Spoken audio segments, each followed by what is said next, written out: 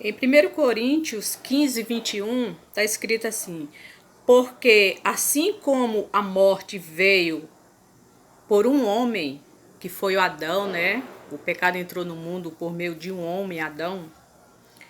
Da mesma forma, por um homem veio a ressurreição dos mortos. O 22. Porquanto assim como Adão todos morreram, em Cristo todos serão vivificados. Romanos 5,17. Pois se pela transgressão de um só homem a morte reinou por meio desse, muito mais os que recebem da transbordante provisão da graça e do dom da justiça reinarão em vida por intermédio de um único homem, Jesus Cristo. Então, não confunda pecado com obras más, porque o pecado não existe mais. O pecado foi tirado naquela cruz, né? Com a morte de Cristo, com o seu sangue derramado, o pecado foi tirado, que era a transgressão da lei de Moisés, né?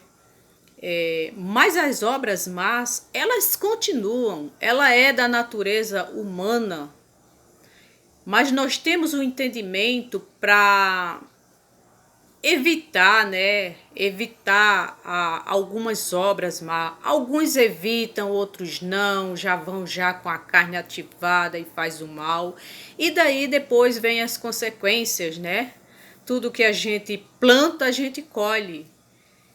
Então, o pecado não existe mais. O pecado Cristo tirou naquela cruz. Aquele sangue que ele derramou naquela cruz foi para tirar o pecado daquele povo, que nós não somos nem daquela época, né? Nós já nascemos sem pecado, sem aquela lei, sem a lei de Moisés, né? Nós já nascemos na graça de Deus, né? Só que a maldade, essa maldade que existe hoje, sempre existiu, está na natureza humana. Não foi isso que Cristo veio tirar.